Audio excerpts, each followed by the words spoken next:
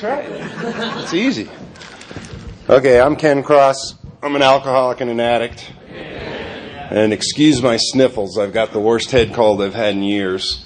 So I've had a really interesting weekend. Last night was the earliest I've ever been to bed in 20 years ago in a conventions, you know.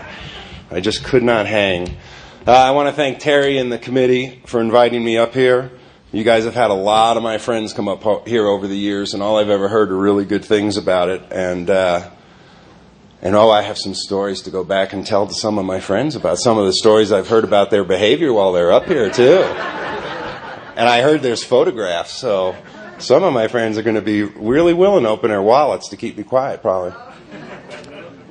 But, it's always fun. I've been to conventions, from London to Costa Rica to Hawaii, and it's just one of the greatest joys in sobriety is to go out and meet new people and see new faces and make new friends and reestablish old friendships and to come up here and get to play golf with the guys on Friday and then on Saturday with Neil and Johnny and Terry again. I mean, we just had a great time. It's a great time, and you guys live in a beautiful place. And I'd like to thank Connie for her talk on Friday night, and Ronald, I'll say Ronald to be nice, for his talk last night. He gave a beautiful talk last night. And, my sobriety date is February 3rd, 1983. So I'll be 22 this coming year. My first 12-step meeting was a Cocaine Anonymous meeting on January 14th, 1983. And CA at the time was about 6 weeks old, give or take. And it was group number 1, and there was about 35 or 40 people in the room, And it's funny that Connie was talking about the animal drugs, because in New Year's Eve 1969 in my house, at the time I was living in Columbia, South Carolina, and a guy came over and we were going to party, and he said, "Do you want to do some of this?" And he had a big old fat syringe, and it was filled with that stuff, And I just stuck out my arm, and he hit me with that stuff, and it was like moonwalking in about 5 minutes. And I learned from that point on that if you want to get from point A to point Z, you put it in a syringe. And that's it, bottom line. So I've ended up shooting window pane and, you name it. There isn't much that I haven't been able to fit into a syringe over my years. I mean, I cold soak stuff and beat it with a hammer, soak it through cottons 18 times to see how clean I could get it. What's a little cotton fever or a little plastic scrapings from a Coke bag in a syringe? It can't hurt you. Now, just to back up a little bit, I'm not one of these guys who came here, one day and woke up and said, my life's a mess, it's unmanageable, maybe I need to go check into the rehab. Maybe I need to go check in the Salvation Army. Maybe I need to go get sober. I woke up one day and some friends of mine had said they were going to take me to a meeting. I'd met them the night before for dinner, and they said, "If you're really sick and tired of your life, why don't you come to us with a meeting?" And up until that moment, I had no desire to stop taking drugs. I had no desire to stop drinking. I still wasn't even sure when I was going to go to that meeting that that's what I wanted. I was living in a stolen car with stolen money. I had nowhere to go. I had no friends. My family had pretty much given up on me. My sister had told me she wouldn't even bother to spit on my grave. And I ended up in a meeting of Cocaine Anonymous, sitting in between two very crazy people, stuck in this room, listening to a speaker talk about making millions of dollars and losing millions of dollars, and now he was making millions of dollars again. And I'm sitting there with about $40 in my pocket, counting Rolex watches, thinking, boy, I'm in the wrong place. What am I doing here? And then what happened is they opened up the meeting to participation. And this crazy-looking guy, he reminded me of Kramer. I mean, he had this black hair that was all over the place, and he was tweaking a little bit. And, and he talked about that he had just relapsed after 9 months. And I didn't get sober when crack was out. It was still freebase, And he talked about smoking base, and he talked about being locked in his house and doing the carpet crawl, and he was one of these guys like me who put tinfoil up on the windows and poked holes through it so the peepholes were really tiny. And I related to everything he talked about because, at less than not even a day sober, all I know is what my experiences are. So he said that he ended up sharing a little bit, and then he said the one thing that changed my life. He said that the reason he was back in a meeting was because this is where he knew the hope was. That this is where the hope was. And as I look back on it now, I realize that, coming in there, now you got to realize I'm 6'6". I was living in a stolen Volkswagen Rabbit. I slept in the front seat. I had towels for blankets, and you did not roll over because the stick shift hurt. And to say the least, I had no idea where my next meal was going to come from. So when he talked about hope, it turned on a little light that like maybe there is something here that I need to listen to and pay attention to. I used to take this Volkswagen and drive it up into the hills in Hollywood, and I'd park it in a desolate area, and I'd hang towels in the window in case anybody came by and rousted me that I could have like a second to get my act together. Like I'm a ex-rock and roll hippie living in a stolen Volkswagen Rabbit. How hard is it going to be for me to get my act together if somebody knocks on the window, And and I heard what he said, and I went up to him after the meeting and introduced myself to him, and I thought he was some like little Hollywood Boulevard street urchin dope addict, and he invited me to his house for a party in Bel Air the next week. It turned out he's like a big-time world-famous plastic surgeon. And it's like what I said with Toon the other day, and when we were messing around, I guess it was Thursday, I said, this is the place where we normally don't mix, I wasn't hanging out in South Central when I was getting high, and he wasn't hanging out on Sunset Strip, and yet today I love him if you told me 21 years ago that I'd be standing up and hugging a 6'4" big black gangbanger and kissing him on his cheek because I thought that what he had shared was beautiful, I would have said, you're out of your fucking mind, you know what I mean? And yet it seems like the most absolutely normal thing to do, absolutely normal thing to do. And my cold doesn't allow me to think clearly. And just to back up a bit, I come from an alcoholic family. I come from Greenwich Village in New York City in the late 60s. I started drinking when I was 13. We started stealing stuff that we thought was wine, but I don't think the wine ever had a relationship with a grape. It was one of those kind of screw top things, and the more Boone's Farm or Manischewitz, it didn't even matter. If somebody said it had alcohol in it, we didn't care what flavor it was, what the name of it was, you just drank it. And then I progressed to cough syrup and Carbona. I don't know if any of you guys are familiar with Carbona, but it was a very powerful cleaning fluid that worked well in the bottom of a mayonnaise jar with some toilet paper. And I was a big sniff head for a couple of years and then started smoking, smoking whatever we could get our hands on. They said it was pot, but it smelled like oregano. But that was life in the 60s, that was it. As I said, I came from this alcoholic family. My mother was a 6'2", beautiful, tall woman, and I watched her wither away from the disease of alcoholism. By the time she was 40, she'd had a kidney removed, she'd had a lung removed, she'd gotten cancer in her lungs, so she decided they took out one of her lungs, so she decided she'd cut down from 4-packs to 2-packs. That was her alternative method of surviving cancer. And she was dead by the time she was 47. And for you guys that think 47 is old, wait till you turn 47 and think, man, when I turned 47, it was a shock, the reality of how much life my mother walked away from. She had flipped her car in a drunken stupor, rolled it, broke her neck and back in 6 places. And she was living at Tucson at the time, and I was high as a kite on Quaaludes and cocaine when they called me, and I went down there. And they had her in a halo bed with the screws in her forehead with blood trickling out of the screws to keep her stable. And the only way I could communicate with her was she would blink her eyes because she was totally paralyzed from the neck down. And she lived for about 3 weeks, My stepfather was a full-blown alcoholic. Last time I saw him, he was riding off with the Nomads down in Tucson. And, we'd gotten to the point where we pulled guns on each other. It was serious. We had a really loving relationship. Whose pistol's bigger, And so the one thing I was never going to be was I was never going to be a drunk. And when I started getting high and hanging around Greenwich Village and flashing peace signs and being a little hippie, 16 years old, it was the juicers against the heads, and there's no way I'm ever going to grow up to be a juicer, And then, as I said, 18 years old, I started shooting dope, It didn't matter that we drank, 6 packs of Pabst Blue Ribbon by 6 o'clock in the afternoon and bottles of Jack Daniels by midnight, Never, the concept of the disease or of alcoholism never really hit me.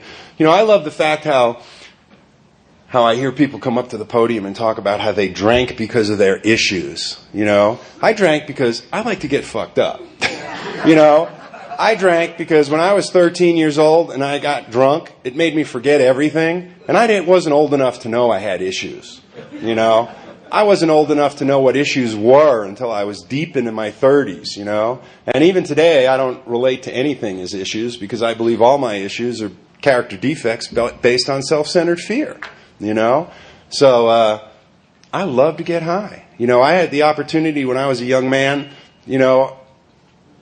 I got caught breaking into a rock and roll concert and got asked to work on the show because they said, "Oh, you want to get in? Come lift a gear."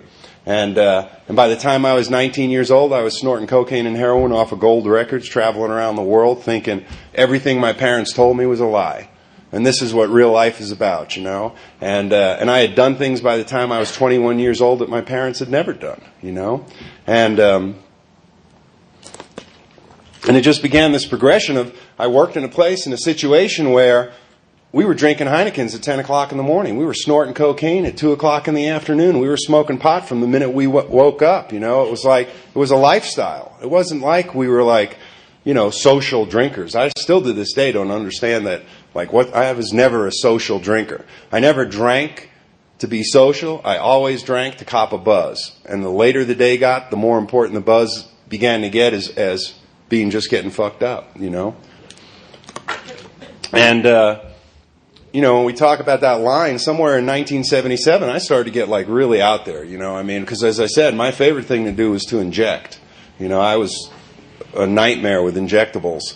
And, I was working for this big band and out on the road and doing all this stuff. And I would carry syringes everywhere I went. I carried Kahlua and vodka in my suitcase to make my coffee taste a little better in the morning. And I got fired by a practicing heroin addict. Can you believe that? Because I couldn't do my gig, It's like, what do you mean I can't do? I'm showing up like everybody else is, but, it's the quality, not the quantity of work that you do. And, and it's funny because when you guys read not chapter 5, when you read Who's an Addict and it talks about the psychological addiction, back in the early 70s, Time Magazine did this whole piece on cocaine and it's psychologically addictive, and we all laughed about it because when you were slamming coke, you knew it was addictive. I mean, there was nothing about it. I mean, one of the first nights I slammed was, when I first started getting high, you bought coke in little tinfoil packets that were $10, and it was like a quarter gram or so at best, a dime. And I was, at the time I first did coke, I was strung out on black tar heroin. And somebody gave me this and said, "Oh man, this is orgasmic if you do this stuff, it's all that bizarre sexual crap." And I did this and thought, what a goddamn waste of money that was, because I couldn't get through the black tar. And then one night, we did a little thing and ended up with about a quarter ounce of coke and said, well, maybe we'll party with this, and there was myself and my roommate. And we started doing it, and I was living in Atlanta at the time, and, about 3 or 4 hours into it, my friend starts freaking out. He's like, "Turn down the stereo, turn off the stereo, turn off the lights." I'm like, what the hell is going on, And he's starting to do the peeking out the window thing, He's like, there's cops behind the car, there's cops in a bush in the backyard. I'm like, dude, you're out of your mind. Oh, no, total paranoia.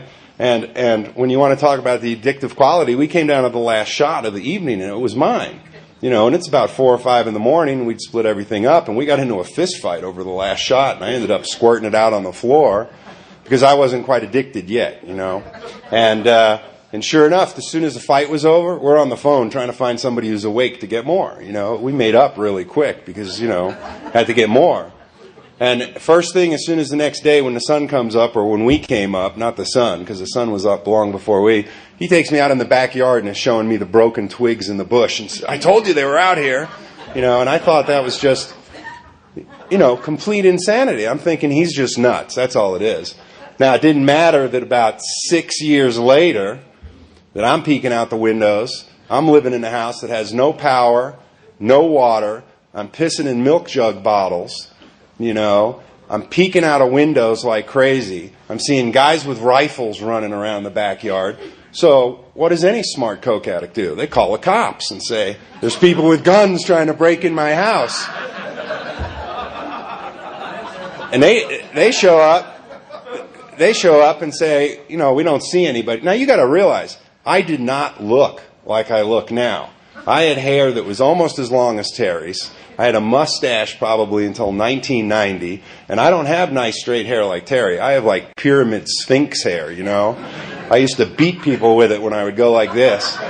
And, and it's like 1 o'clock in the morning, and here I am answering the door with that wide-eyed, bushy-tailed look on my face. And they said they couldn't find anybody, so they left. I went back to doing what I was doing, which was shooting coke and taking Quaaludes. And I'm sitting on the bed watching the doorknob turn.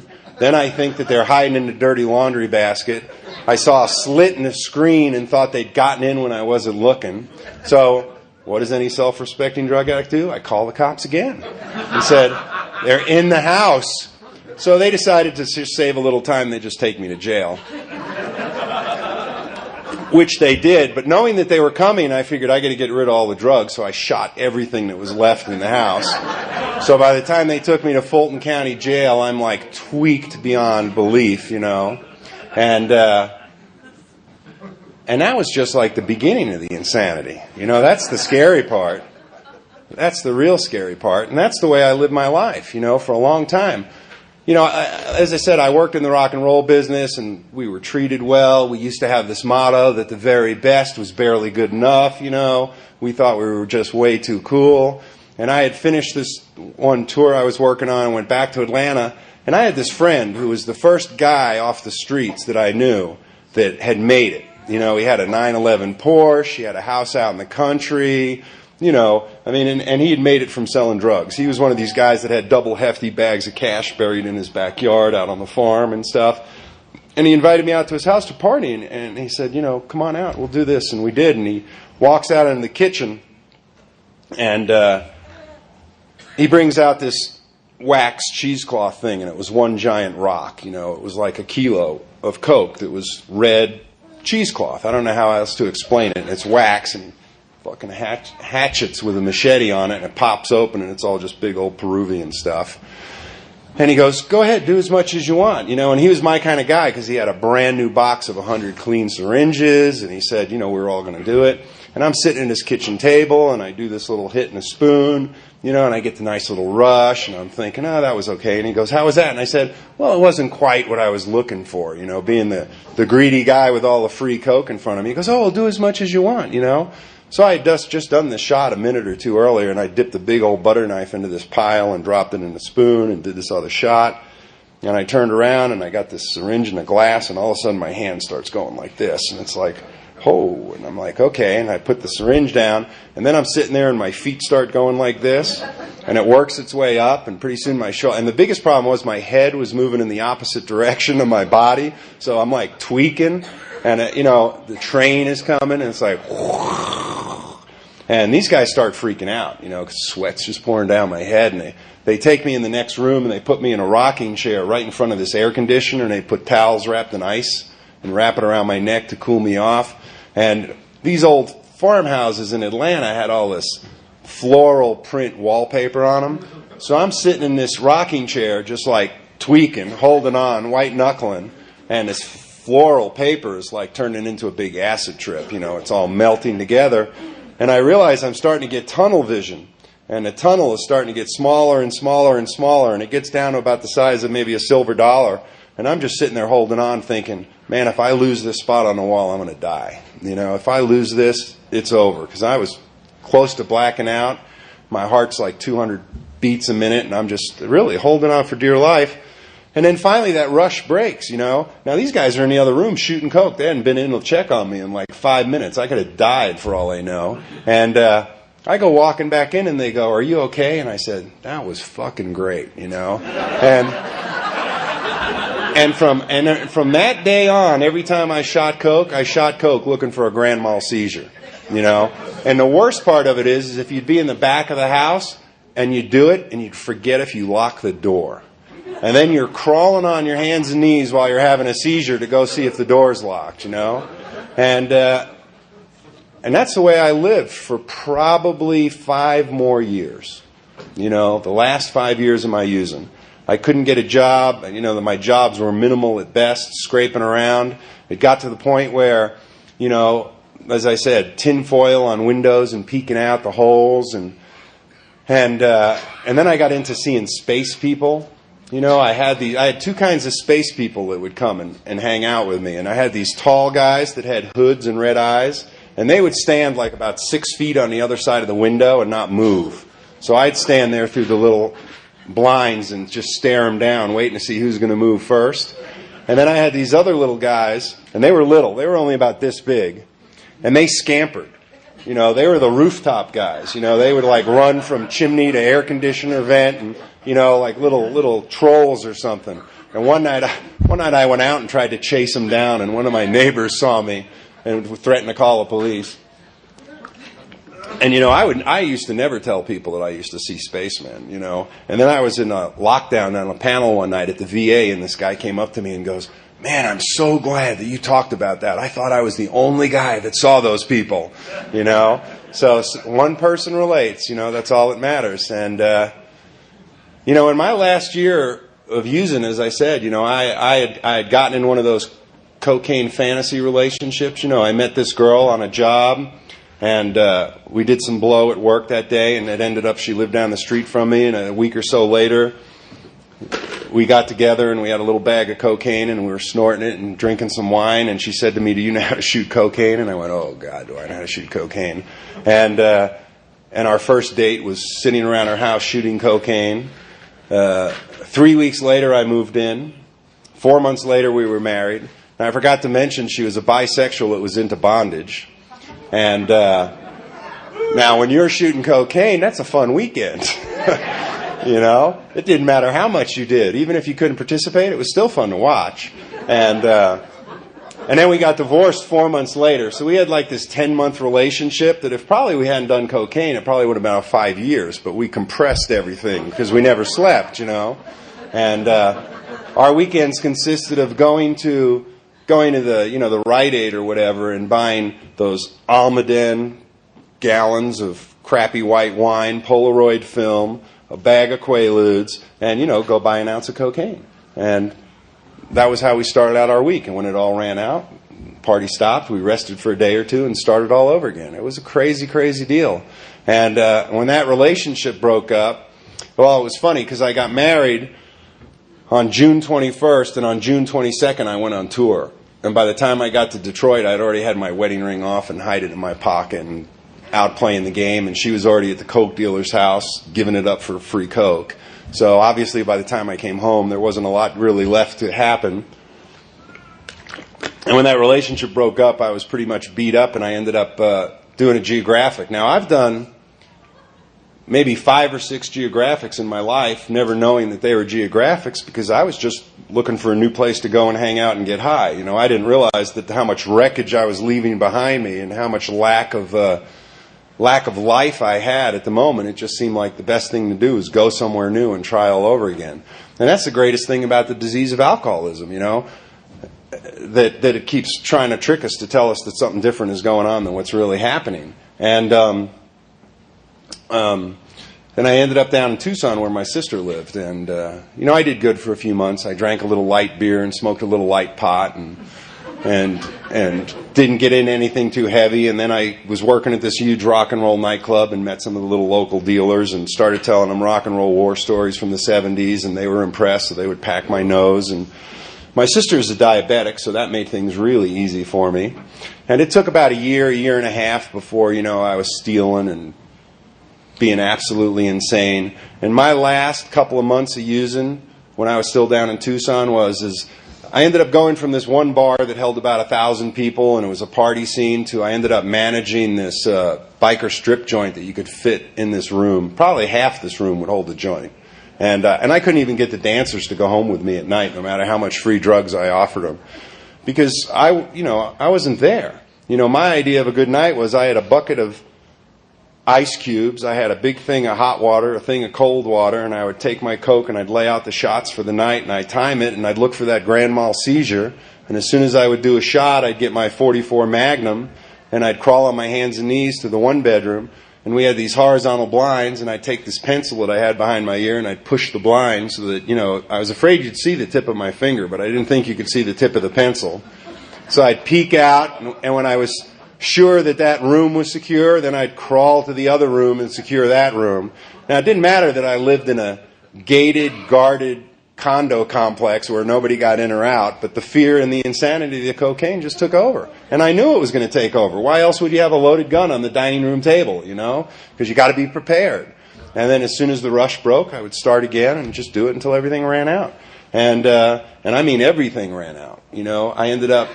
I was selling drugs to the Bonanno family, and I had gone broke, and I had one connection still left with these guys, and I set this guy up, and I took him off, on a coke deal, and just stole his car, took this money, and loaded everything up, and ran back to L.A.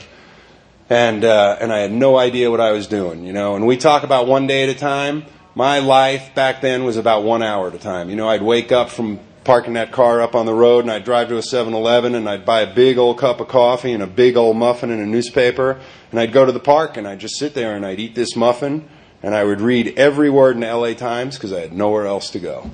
I had no friends left. I maybe had one or two people that were like slight acquaintances. I had no idea what I was going to do. From hour to hour, I had no idea what I was going to do.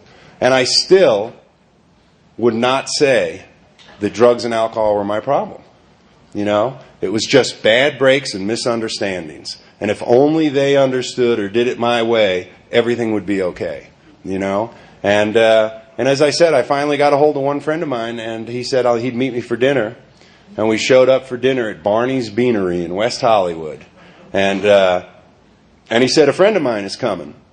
And he said, this guy's my sponsor. His name is Charlie. And I went, what do you mean he's your sponsor? And he went on to tell me that he'd been in AA for a year and a half, and that he had 90 days.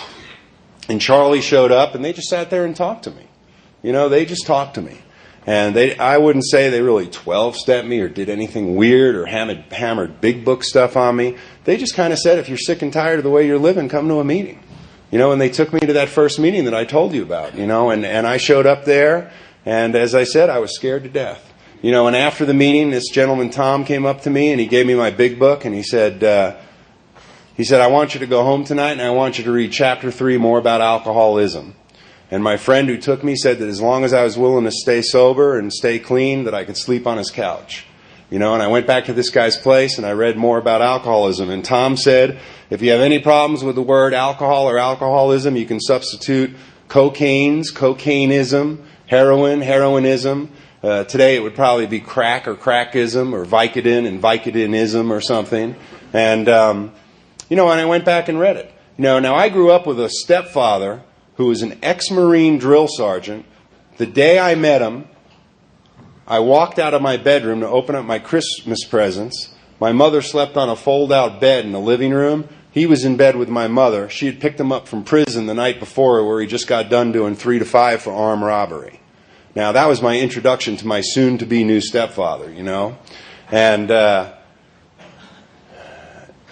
and he was one of these guys. I was a 6'4", scrawny little 14-year-old, and he was going to teach me discipline, because I'd been fatherless since the time I was 4 years old. So this guy was going to teach me discipline. Now, here's a guy that was in the joint for 3.5 years, lifting the whole time, who was a sick, crazy badass as it was, and he continued to just pound the crap out of me on a semi-daily basis, to the point where I've had my nose broken, my fingers broken, my feet broken, my wrist broken by this guy. My mother would come home and find me on the kitchen floor in a pool of blood. It was just insane stuff. And his favorite thing was that I was going to grow up to become a piece of crap. That I was useless. I was never going to amount to nothing. I was just going to grow up to be a piece of crap. So by the time you're 31 years old, living in a stolen Volkswagen Rabbit and don't have any money to eat on, you start to believe that maybe you've grown up to become that piece of crap that your stepfather always told you were going to be. And what happened is when I read chapter 3, by the time I got to the end of the second page, I recognized that I had the disease of alcoholism. There was no ifs, ands, or buts. It didn't matter that I was a drug addict. It didn't matter that I never thought about myself as an alcoholic. It didn't matter that I was never without a bottle of Jack Daniels or a bottle of Stoli or always something to go to sleep with. It didn't matter that I drank all day long constantly as long as I could get my hands on it. What happened was that I identified with all the feelings. I identified with everything about the controlling your drinking and using, trying to manage everything, And then I went on to the story about the jaywalker running out in front of the bus, Now, I don't know about you, but when I shot things like Nebutols, that's like jaywalking with a freight train, because you OD on that stuff and you better get out of the way of the train because you're going down, And, I think Toon was talking about last night about the guy ODing in his house. I was with my wife at that brief time, and somebody had given me The Kind. How every now and then somebody goes, "Oh man, this is the stuff. This is The Kind. This is Ty White. This is the real deal." So I said, "Yeah, okay, guys, she give me the shit." I went back and. You girls don't need as much as us guys, so I naturally did the hog line for myself and gave my wife the little line. And I went in the bedroom and hit her up with this stuff, and the phone rang. She answered the phone. I went and fixed my stuff and came into the bedroom for her to help me. And she was laying in bed blue. Stopped breathing, the whole thing, from this little tiny line of this white Thai dope, And I'm thinking, holy shit. And, into the bathtub with the cold shower and walking her around, giving her mouth to mouth, the whole thing. It was just like she was gone. The minute she started to breathe, I went back into the kitchen, emptied out half the syringe and hit it and almost died. And it didn't matter. It didn't matter that she probably needed to go to the doctor or go to the hospital. It just mattered that I needed to get high. And so when I read chapter 3, it hit me. It hit me that I suffered from this disease. Because I had thought that I just had a drug problem. People were telling me as early as 1972 that I had a problem with drugs. And I would say, so what? I like it. I went home one time. I was invited to be the godfather for one of my mother's sisters. And I went home with tracks on my arm, showing off. I had green shoes to wear to church, green Pumas, thinking, I'm cool. They took me out shopping so I would be presentable and bought me long sleeve shirts, and tried to get me to at least comb my hair a little better and stuff. And, and they would tell me, you got to clean up your act. And I was having way too much fun. It didn't make sense to clean up my act, And, and as I continue to read the big book, there used to be a lot of things that I don't hear anymore. And one of the things was, get into your program recovery with the same enthusiasm that you used to go and score. I used to drive, Terry knows what the 405 in LA is like. I used to drive 2.5 hours one way on the 405 to go score the good stuff. And yet, we don't want to drive 20 minutes across town because there might be traffic, And I had nothing to do, so I was told to go to meetings every day. I went to 2 and 3 meetings, and as Ronald was talking about last night, people used to surround us, I would stand on the sidewalk out in front of a meeting, hardly knowing anybody, and people would say, "What are you doing? Where are you going? What are you doing? Come on, come to us to Juniors, come to us to coffee," And I would go there and have no money, and people would buy me stuff and take care of me, and I just had to jump right in. And then there was another great line that they used to say, if you kill yourself before you're 5, you're probably killing the wrong person, because it takes a little while to get to know who you are. So I figured, well, if I got to get a sponsor, he has to have more than 5 years, because I don't want him to kill himself in the middle of working the steps, Then have to go find a new one. So there was this guy back on the west side, and his name was Big Al, and he was about 6'4", and he was a bodybuilder, and he was buffed out, and he had this beautiful, tall, blonde girlfriend and a red 944 Turbo, and I thought, well, he's got what I want, It's better than my Volkswagen Rabbit, and I asked him to be my sponsor, and it didn't work out. We were just from 2 different worlds entirely, and then my friends started telling me about suggesting about going to men's stags, And I went to a men's stag one time, and I had no idea. I didn't know anybody there. I was sitting down next to this man, and he struck up a conversation with me. And he said, I have another meeting at my house this week. Why don't you come by? And he took me over or invited me to his house, and it was another men's group. And I went up there, and And I met the man that was going to become my sponsor. You know, he was this guy, and he had his big book, and it was underlined in like 5 or 6 different colors ink. And whenever he would talk to me, he would say, well, it suggested that, or it's been my experience. He never tried to control my life, you know. When I told him that I was, I guess, lonely, which would equate to lustful as a newcomer, I was lonely and wanted to date, and he said, you know, just be careful. He goes, 2 newcomers dating is like 2 garbage trucks meeting head on, and I'm not here to clean up your messes. So, but why would any newcomer heed that advice? So I went out and got 13-step by a girl that had 9 months to my 90 days, and, you know, we did our deal for a while, and we're actually still friends. I went to her 22-year birthday party last year, and, you know, one of the miracles. But this gentleman, you know, anytime I asked him a question, if he didn't know it, he would send me to somebody that had the information. He would say, I haven't had this experience before, but my friend John has. Why don't you call John and go sit down with John? And that's the way we were dealt with. We were handed around to people that had the experiences for us, you know. And when it came down to doing the 4-step, I love the shirts that I see that Mr. Brown should get his ass kicked, you know.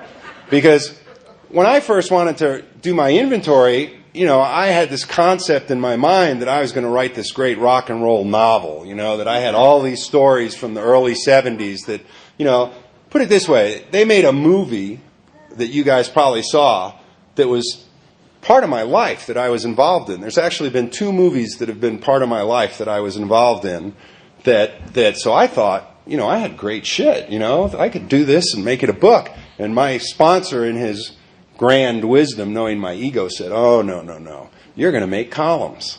And you're going to go like this, stop. Just like a telegram, you know. They're going to be short, brief, and concise. I was like, but I don't want to do that. He goes, nope, this is what you're going to do. The only thing I want you to do different is I want to put your name on the top, and I want you to put the 3 secrets that you were never going to tell anybody on the bottom. You know, and I went ahead and I did that. You know, I didn't like doing it.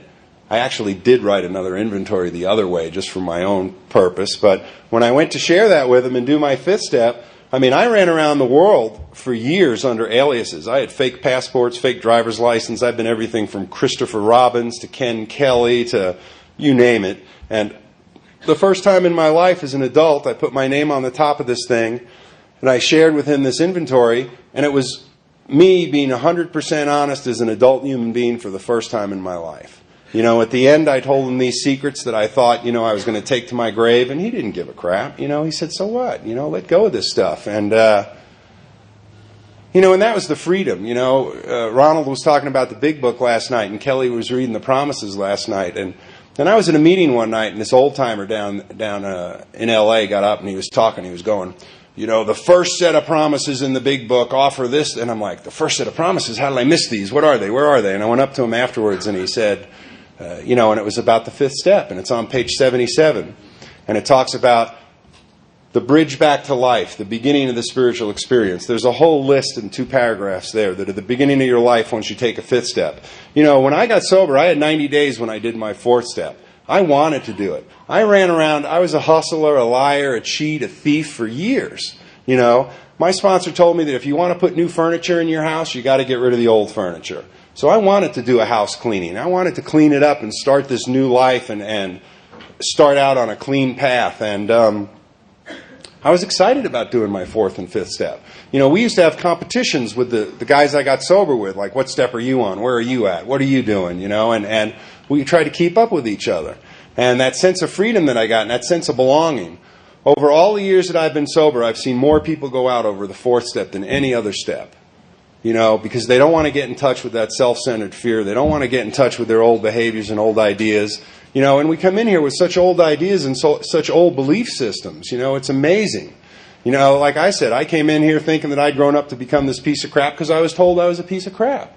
You know, we come in here with all these old ideas from parents and from adults who didn't know anything about what they were doing, and they were winging it, you know, and established our lifestyles with these old ideas.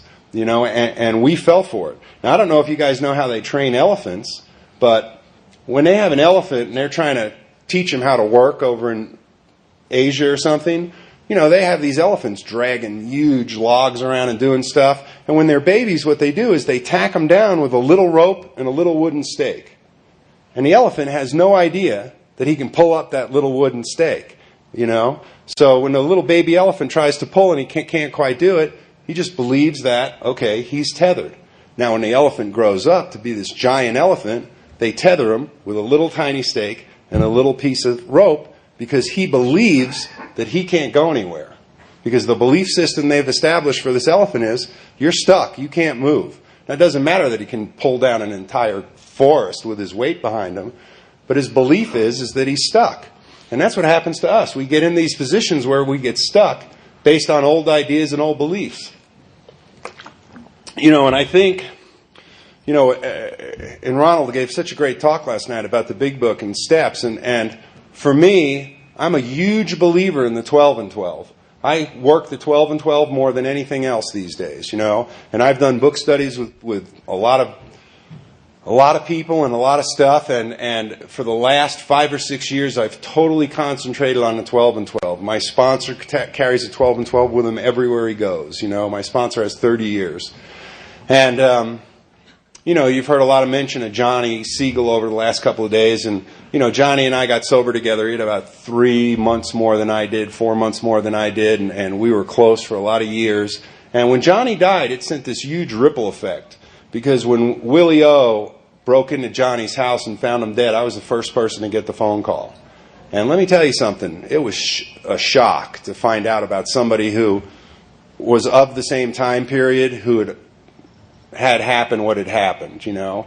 And it made a lot of people take long, hard looks because there were so many people who had gotten lives. So why do they need to go to meetings anymore? You know, they'd gotten families, and taking the kids to soccer practice was more important than going to a meeting.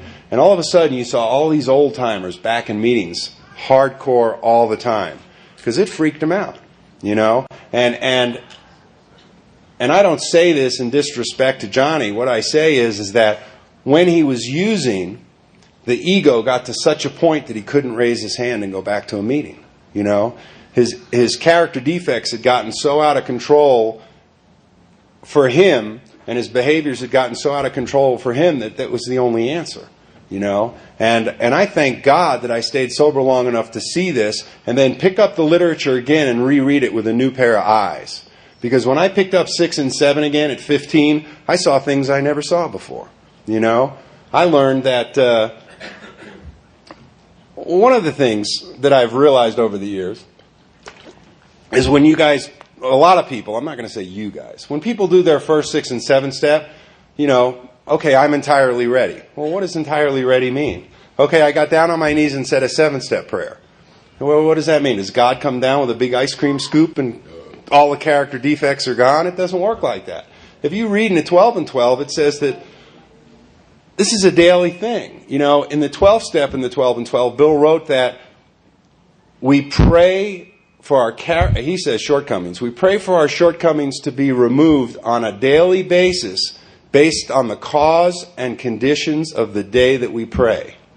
Now, what I've learned is that over the years that I have to be conscious of what my character defects are. I'm arrogant. I'm selfish. I'm sarcastic. You know, there's a point, and I don't know how many people up here have gone through it, but there's a point at about 12 or 13 years of sobriety where people get a lot of know-it-all-isms, you know, and spiritual arrogance, you know, and you get into this whole thing about I know everything, I know, you know, you can't tell me anything. You were talking about it last night, old-timers doing it. And, you know, I have to be so aware of what my behavior is that I have to pray about it out loud on a daily basis based on the causes and conditions of the day before. And the causes and conditions of the day before are usually recognized by doing a 10-step, you know. In the later years of Bill Wilson's life, when he would, in his writings, he talked about that the two most important things for long-term sobriety are inventory and meditation. You know, inventory and meditation, which basically means 10th step and 11th step. You know, it doesn't say, I remember there was a period in my life where I wanted to learn how to meditate, and I went to my sponsor and I said, you know, what's the deal? And he said to me, he goes, well, tell me what the 11th step says. And I told him what I thought it says, and he goes, no, that's not what it says. Go get the book. And he made me read it out loud, and he says it seeks to improve our conscious contact with God on a daily basis. You know, I had gotten to the point in my life where I would get up in the morning, I'd make some oatmeal, I'd sit at the dining room table and eat my oatmeal. I'd say the first step, the second step, the third step. I'd say the third step prayer. I'd say the 7-step prayer. And the whole time I'm just thinking about traffic on the freeway going into downtown LA. There's no conscious contact. It was just acting as if. Because when you're new around here, people tell you act as if. People tell you, like Toon said last night, coffee pot can be your higher power. I was told that the ocean could be my higher power. You know, I grew up in this German, Lutheran, Swedish home where I was sent to church every week in a itchy wool suit so my mother could sleep off her drunk from the night before. You know, I had no desire to be of church. And when I got here and they told me a power greater than myself, I could deal with that. Because when I used to take acid, I would go sit out in the woods and meditate, you know. And basically all it was doing was looking for that tunnel vision crap from taking too many psychedelics, you know, and trying to find the Timothy Leary way of a better life through psychopharmaceuticals. And I'd seen Star Wars a bunch of times, so, you know, the Force thing made lots of sense. And to this day, if you ask me what my God is, don't bother, because you're not going to get a pretty good answer. But what I do know is there's a creative intelligence in the universe much more powerful than anything I can do. You know, and it talks all about it in We Agnostics, you know. And what happened is you know, developing that relationship through meditation. And just to back up a second, when I started to redo the 7th step again, and I went to my sponsor and was talking about character defects and shortcomings, he goes, I want you to do something. He goes, I want you to go back and I want you to read the 7th step, and I want you to count how many times the word character defects are in it, how many times the word humility are in it. And what I found is that the 7th step isn't about character defects, it's about gaining humility. You know, and 2 things that it talks about in the 12 and 12 is that without a solid 3rd step, there's no effectiveness to the AA program. And then it talks about that without humility, all things are lost. Because the entire AA program is based on the whole purpose of the steps is for you to find enough humility to allow yourself to have a life run by a power greater than yourself. You know, and it's the greatest struggle of all mankind. You know, and the other amazing thing, too, in step 8, there's this line that says, even though we have done great harms to others, the harm we have done ourselves is even greater.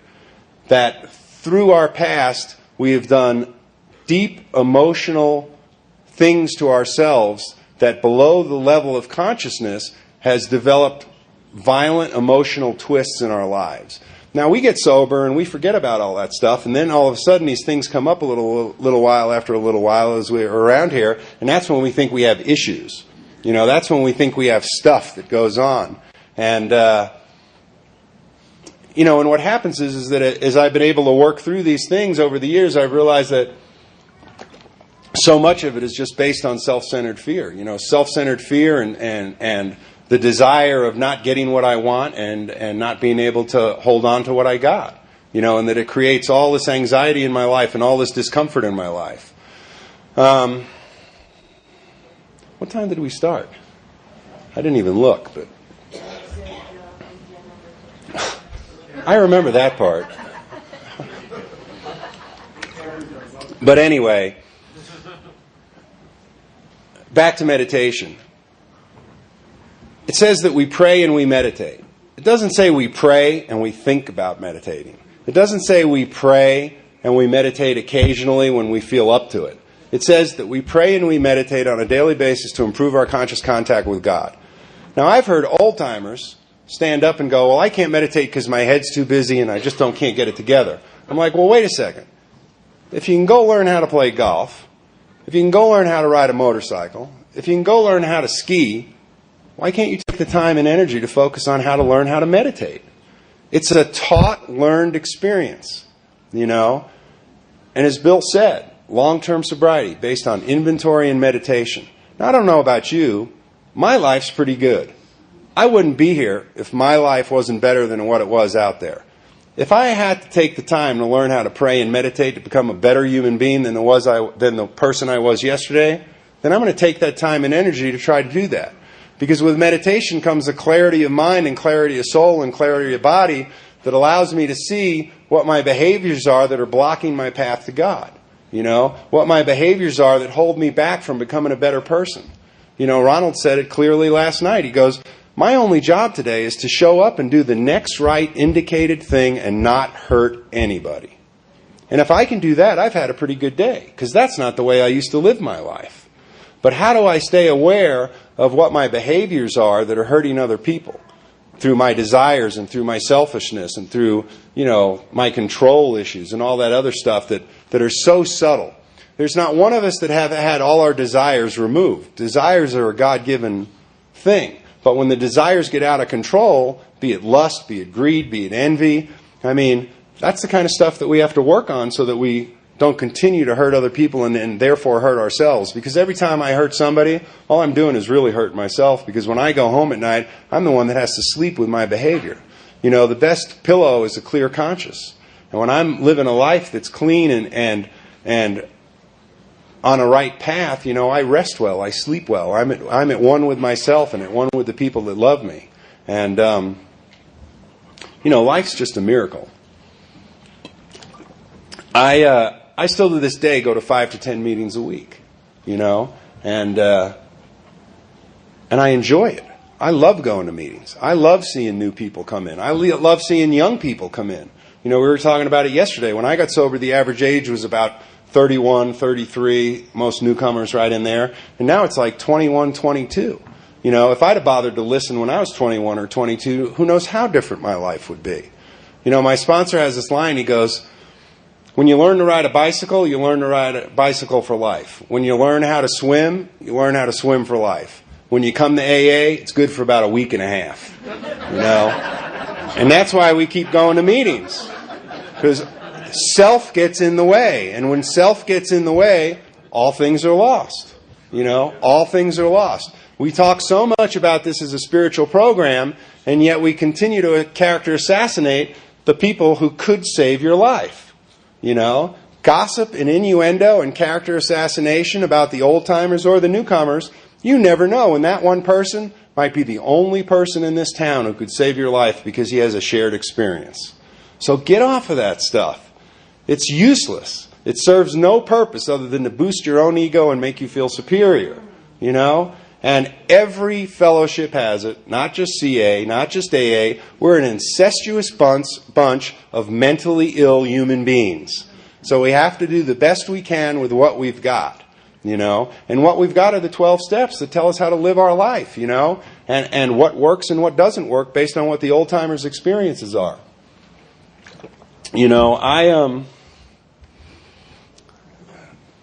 I've had the opportunity to go to Dr. Bob's house, and it was just incredible. It's like when I forget who it was talking about Johnny. I guess C-Dub maybe mentioned it about passing the light. And my idea was when I was at Dr. Bob's house and I was in tears almost the whole time I was in the house, this little old lady came up and patted me and go, "It's okay, honey. It happens to everybody," And I'm just like bawling, And I was in the downstairs basement buying my Dr. Bob coffee cup and Dr. Bob ashtray and Dr. Bob, this, T-shirts, And I looked over in the corner and there's this bushel basket full of chunks of rocks. And I said, "Well, what's that?" And she goes, "Oh, the back porch got rotted and we had to knock the whole back porch down. And that's the foundation from the back porch." And I went, "Really?" I said, "Can I have that?" She goes, "Yeah, I guess, And I'm like over there loading my pockets with these chunks of rocks, just stuffed out to here. And, and I still have one small piece left because I've given away all the pieces over the year to birthday presents to people.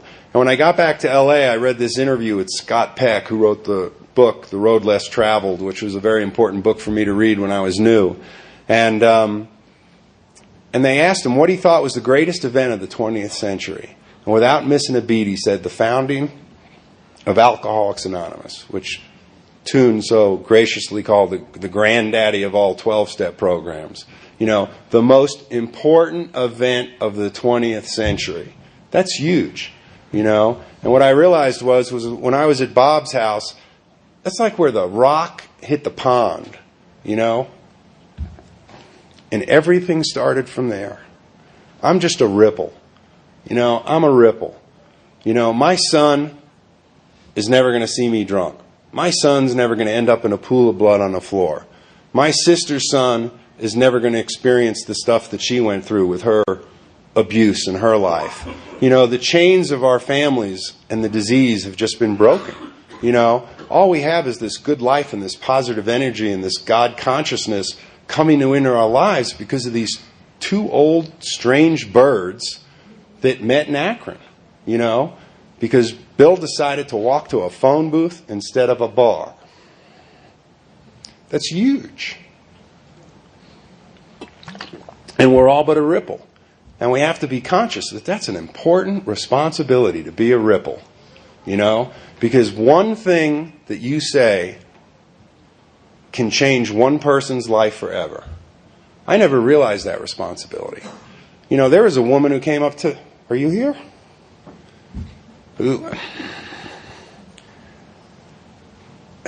I used to be on HFC until I got tired of Only Insanity, which is the email group, you know. And she had gone through a crisis and I had never met her, and I sent her an email. Personally, off to the side. Never met her. No idea who she was. She came up to me the other day and shared how important that was. I don't even remember what I wrote. But one thing I said changed her life. I was in Tucson one time, or not Tucson, Phoenix for convention. One of my friends was doing a workshop, and I stood up to ask him a question. And I identified with my full name, which I do, because I am Ken Cross, and I am an alcoholic, and I want people to know who I am and how to find me if they need help, you know. And I got done, and I was in line to thank the speaker, and I turn around, and there's a guy about tune size, big biker, like walking with determination towards me, locked on me. And I'm thinking, what the hell is this? And he goes, "You're Ken Cross? You're Ken Cross from Venice?" And I'm like, "Yeah."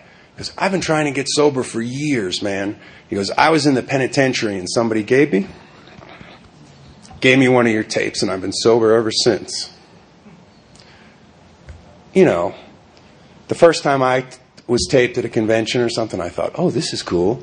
My ego just went, never realizing the responsibility, you know. And I don't even know what talk it was or what convention. This guy dragged me around like I was his puppy for the whole convention. "This is my sponsor. This is my wife. This is my best friend. This is the guy I told you about. This is the..." I'm like, that's our responsibility. One thing you say to one person on any given day can change their life forever. So make sure that what you're telling them, you have the experience, the God consciousness, or the loving spirit behind your words. Because if you come from a place of ego,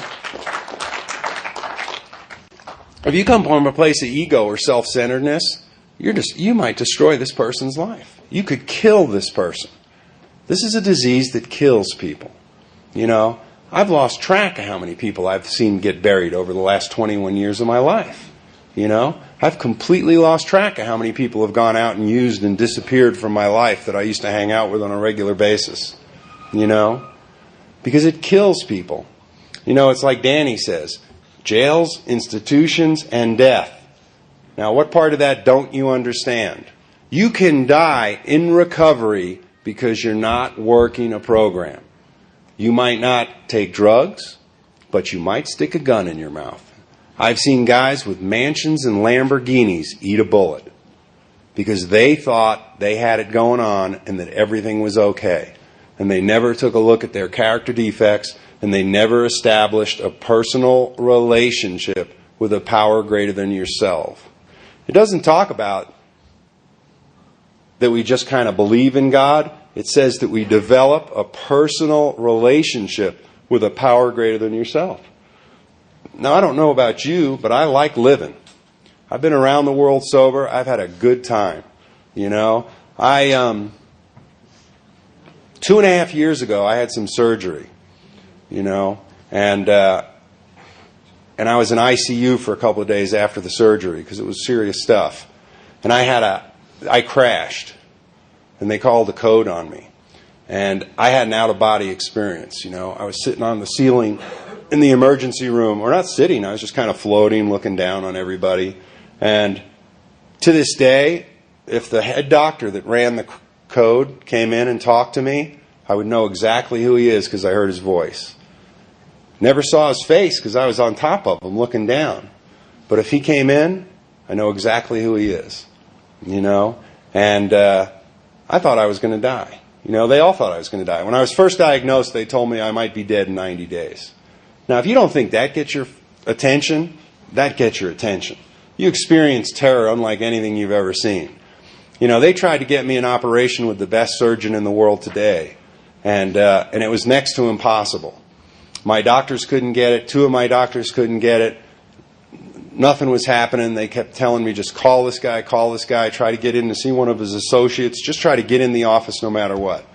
And my sponsor took me to a men's stag, and I was sitting on the couch, and one of my friends said to me, "What's going on with you, man? You look freaked out." And I went on to tell him that I'd just been diagnosed with a brain tumor 3 days before. And I was talking about the doctor and trying to get in to see this doctor. And the next day my phone rings, and he goes, "Did you meet Marcel, who was sitting on the couch next to me?" And I went, "No." He goes, "Well, he's this newcomer. He's got like 30 days. He went to school with that doctor." He said, "He can get you an appointment." And it just so happened that on that same day I was able to make an appointment to go see an associate doctor. So I walk into the office with my sponsor, you know, and from the minute I was diagnosed, when I left the doctor's office, the first person I called was my sponsor. And he said, "I'll be at your house in an hour and a half, and I'm taking you to a meeting." My sponsor came with me to every doctor's appointment I had, brought a tape recorder so he could tape the doctor, because he has Parkinson's disease, so his mind doesn't work much better than mine was at the time. So he would tape it, and so we knew everything. And so we walk into this doctor's office, and I check in, and all of a sudden we sit down, and this woman comes out from the back, and she goes, "Are you Ken Cross?" And I said, "Yeah."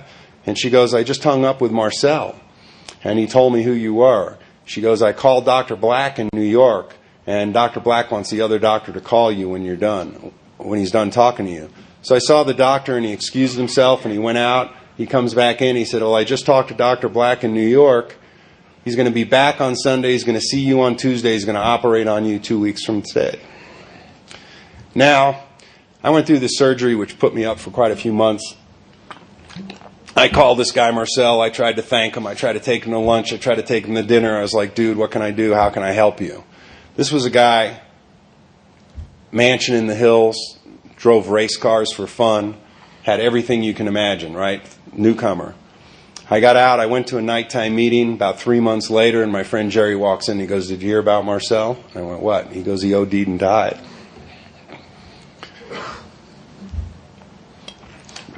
Now, why I was at one meeting in my life out of 21 years, never met the guy, never saw his face, never shook his hand, why he was in my life to help me go through this, and why he's not around, I have no idea. If he walked in the room and talked to me, I'd know exactly who he is. But if you don't think God doesn't put angels in your life around here when you need them, don't character assassinate the angels. You never know who it is, you know. Kelly saw me right after my surgery down in Palm Springs, and I was supposed to go up to Portland that year for World Service. And my sister and I, who's a black belt Al-Anon, had a complete falling out when she came to L.A. to control and manage my hospital room. My sponsor and my best friends weren't good enough, you know. She let my cat out, who was lost for 2 weeks. She broke my teeth, you know. It was like, so I finally threw her out of my hospital and said, "Please don't come back." So to say the least, we had a little rift. And I saw Kelly in Palm Springs, and she said to me, "You know, I was driving home from Portland just playing the CDs that I bought, and I listened to this Koanon talk." And I thought, I know what she's talking about. She goes, "It was your sister." Now, my sister didn't tell me that she was doing the Koanon talk. I wish I had more water. It's my security blanket. That's not a request. It's just a note. And Kelly said, "You got to get this CD. You got to listen to this CD." So I bought this CD and I put it in my car for about 3 weeks. Now, this is my sister that wouldn't spit on my grave and who I had thrown out of my hospital room. Now, one day I finally said, "Okay, I'm going to run errands this morning. I'm going to listen to the CD." And I listened to the CD, and I've heard my sister give her talk before. I spoke in an AA meeting where she was the Al-Anon speaker, and for the first time in my life, I was about 13 or 15 at the time, I heard a whole nother perspective of the family alcoholic life that I'd never heard before. I heard about abuse in her life that I'd never heard before. And I was like, how did I not bother to take the time to say, what happened? You know, how was I not caring enough to want to know how the disease affected another person? So I listened to this tape, to the CD, and I'm on my way to my men's stag. And I'm sitting in this parking garage with just tears.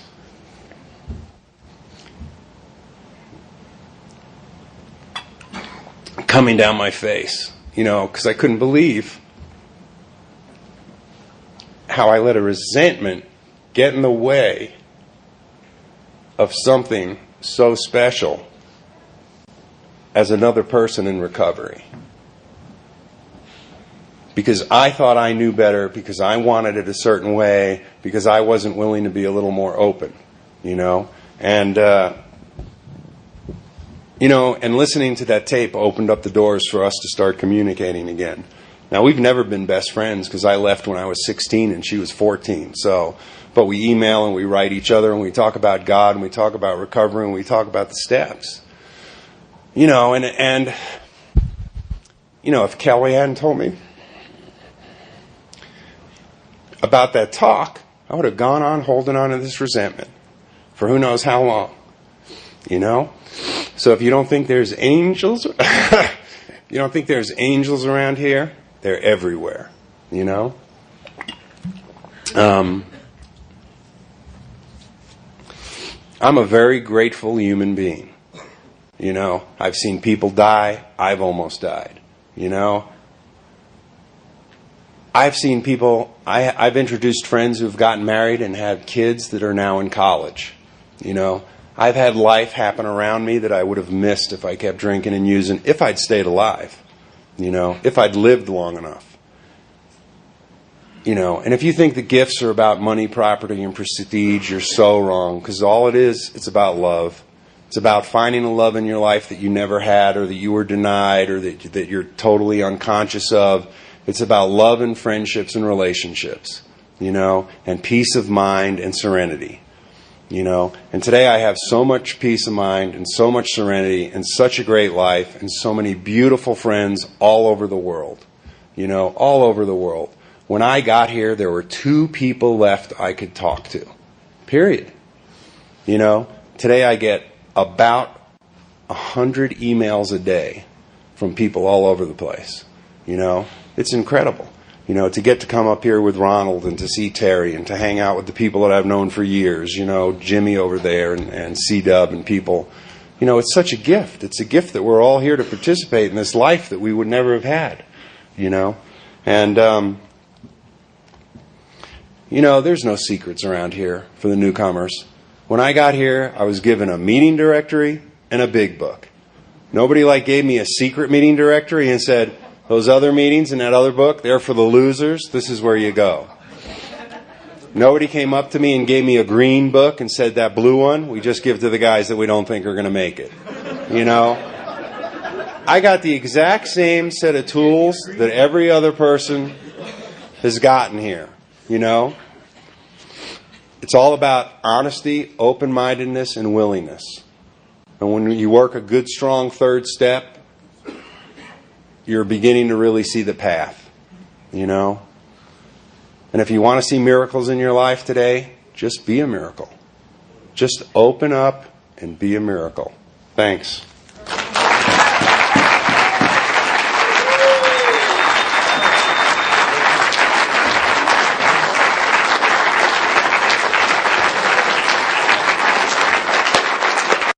Thank you for listening.